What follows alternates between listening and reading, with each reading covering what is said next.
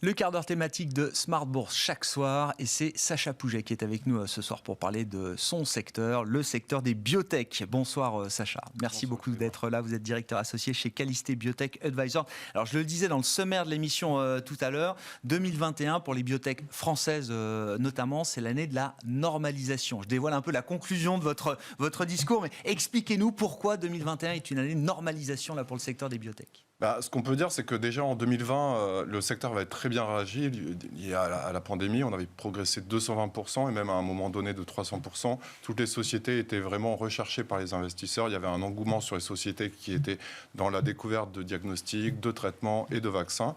Et pour lesquels, donc c'était vraiment pour certaines, une entreprise, on va dire, opportunistique que de s'inscrire dans la recherche de solutions face à la pandémie. Parce que d'une certaine manière, les hôpitaux ne pouvaient pas permettre des recrutements pour leurs essais cliniques en cours, donc il fallait un peu se réinventer d'une certaine manière. Et de ce point de vue-là, on a eu donc un très beau parcours boursier. Ensuite, les grandes interrogations pour 2021 étaient de savoir si ces sociétés-là allaient délivrer, parce que les espérances étaient très importantes au regard du parcours boursier. Parce que les opportunités Covid saisies de manière tout à fait pertinente par un certain nombre de ces entreprises, là, ce pivot vers le Covid, est-ce qu'il va apporter des résultats concrets dans les opérationnels ou dans la performance des entreprises? Exactement, c'était la grande question, puisque alors, on peut dire que finalement, et c'est ce que je disais sur votre plateau la dernière fois que je suis venu, l'année 2021 allait, quoi qu'il en soit, être vraiment l'année de vérité. Alors, chargé de constater que finalement, il y avait beaucoup d'attentes sur les traitements. Les traitements, lorsqu'on regarde d'un point de vue global, pas uniquement en France, mais européen, mondial, on se rend compte que finalement, aucune société n'a pu trouver de traitement efficace. Il y en a une, c'est Merck qui l'a annoncé cette semaine uniquement. Ils n'ont pas encore l'accord FDA pour mettre sur le marché leurs produits, qui a obtenu de bons résultats, puisqu'on a une baisse de 50% des hospitalisations et des décès dans le Covid-19. Donc c'était un bon résultat dans les traitements, mais pour le reste, il y a eu beaucoup d'échecs. Et notamment en France, lorsqu'on regarde maintenant avec les résultats qui ont été publiés sur les essais cliniques de leur programme de développement dans le Covid, on regarde que de nombreux échecs ont été constatés et que, au final, même sur la partie diagnostique, on a eu des problèmes de chaîne d'approvisionnement, on a eu des problèmes aussi de fabrication, de production. Donc, il y a eu véritablement, sur cette année de vérité, un constat mi-figue, mi-raisin. Il y a par contre, dans les vaccins, où on a encore un espoir avec Valneva, un titre qui développe un vaccin Covid et pour lequel on attend des résultats de phase 3 qui seront cruciaux d'ici la fin de l'année. Oui, enfin pour Valneva, si on en dit un mot spécifique, encore un espoir, surtout essayer de raviver l'espoir après l'échec du contrat britannique qui a coûté 40-50% de capitalisation boursière à Valneva et ses actionnaires. Vous dites la partie n'est pas pliée. On aura l'efficacité finale du vaccin prochainement, mais on n'a toujours pas bien compris ce qui s'était passé avec ce contrat britannique. Est-ce qu'il y a un enjeu ? Enfin, est-ce que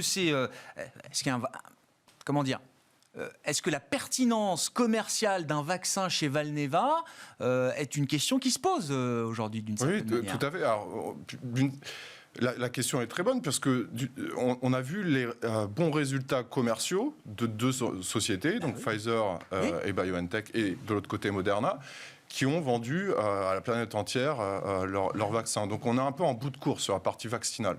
Par contre, d'un point de vue stratégique européen, on va dire, il est de bon ton, je pense, que de penser à diversifier ces accords de production pour ne pas être en manque si jamais il y a de nouvelles vagues épidémiques. C'est plus pour l'urgence Covid immédiate encore importante pour certains pays, mais c'est plus pour, vous dites, le coup d'après, la stratégie des États de diversification de leurs sources d'approvisionnement, que le vaccin Valneva aurait une pertinence. Tout à fait, et de ce point de vue-là, on peut avoir une dépendance stratégique, et c'est très important aussi de ne pas que dépendre, entre guillemets, des Américains, et donc constituer des filières qui puissent être capables de produire des vaccins. Donc j'espère, enfin le marché espère aussi que Valneva sera en capacité de remonter la pente suite à l'échec de ces négociations sur le contrat anglais. Il n'empêche qu'avec de bons résultats, ils pourront le vendre malgré tout en Europe s'ils ont l'accord de commercialisation. Bon, alors c'est intéressant parce que donc 2021, l'année de la normalisation pour les biotech, celles qui ont fait le pari ou jouer le risque Covid dans leur stratégie, bon, en reviennent peut-être un petit peu aujourd'hui.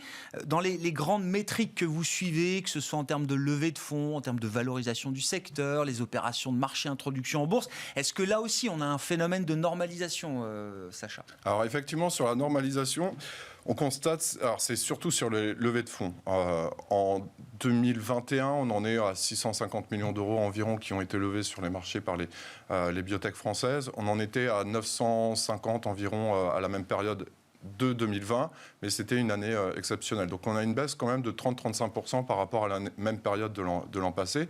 Mais lorsqu'on parle de normalisation et qu'on étudie la moyenne de ce qui a été levé entre 2015 et 2020 à la même période, on est vraiment pile poil sur une année classique finalement en termes de levée de fonds. Croisière, quoi. Rythme de croisière. Mais par contre, et ça bonne nouvelle, on a vu aussi des opérations d'introduction en bourse qui sont reparties.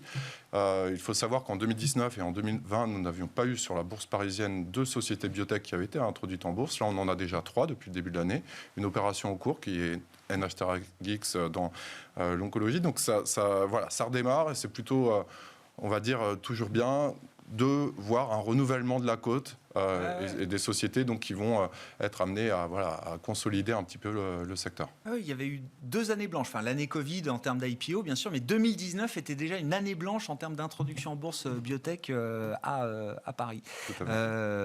Sur le news flow général, alors on sait que c'est très très important, ce sont les drivers, les catalyseurs importants boursièrement parlant pour les biotech. On a évoqué le cas Valneva, mais quand vous regardez quantitativement le news flow attendu, là, est-ce qu'on est sur quelque chose d'important ? Est-ce qu'il y a beaucoup de résultats, de publications et qualitativement aussi ? Est-ce qu'il y a des résultats très importants qui vont être attendus par le marché là ? Alors on le sait, le secteur biotech réagit beaucoup aux annonces, alors que ce soit d'un point de vue programme clinique, avec des résultats qui sont publiés et qui peuvent amener, on va dire, des sauts de valeur. Il y a aussi l'aspect réglementaire et il y a aussi l'aspect financier. Par exemple, là, ce matin, une société qui s'appelle Abionix a annoncé des pourparlers pour éventuellement se rapprocher d'une autre société. Elle a pris 30%. Donc, lorsqu'on regarde un petit peu depuis le début de l'année, on a un tiers des annonces qui ont été vraiment réglementaires et un tiers des annonces significatives qui ont été sur les résultats cliniques. On a eu un été quand même assez animé, avec des sociétés, on parlait de Valneva à la sortie de l'été. On a eu Inat Pharma qui a beaucoup progressé suite à des bons résultats dans le cancer du poumon. Elle prenait le 17 septembre 48%. Il y avait aussi Osé Immuno qui a pris 20% le 20 septembre. Donc on a été quand même servi en news. Et pour la fin de l'année, on va assister à 3 publications. Donc on parlait de Valneva. Ouais. Il va y avoir les résultats de phase 3 d'ici la fin de l'année. Prochainement dans les prochaines semaines, probablement dans les prochaines semaines, sur les résultats de phase 3. On va avoir aussi une société qui s'appelle Eritech, qui va publier des résultats sur une phase 3, donc la dernière phase avant l'enregistrement, très importante. Dans le cancer, sur le programme Eriaspace, dans le cancer du pancréas, on devrait avoir les résultats dans les prochaines semaines, pareil, avec un gros impact, un impact très significatif sur le cours de bourse. Si c'est positif, ça devrait décaler de 100, 200, 300% probablement. Par contre, si c'est négatif, ça pourrait perdre 75%. Là, c'est qui tout double sur Eritech. Mais il pourrait y avoir un effet collatéral aussi. Bien sûr. C'est comme ça que ça marche. C'est un peu emblématique quand on arrive sur ces phases 3 avec les résultats finaux attendus. Donc Eritech, vous dites. Eritech, Valneva, et puis on a Sensorion aussi, une société qui va publier des résultats de phase 2 cette fois-ci, d'ici la fin de l'année. Donc ce sera aussi scruté par le marché. L'audition, si je ne dis pas de bêtises. Audition, exactement. Ouais. Merci beaucoup pour votre éclairage, toujours très précieux sur ce secteur des biotech dont vous êtes expert. Sacha Pouget avec nous en plateau ce soir, directeur associé chez Calisté Biotech Advisor. Ainsi se termine Smart Bourse. On se retrouve demain en direct à 12h30 sur Bismart.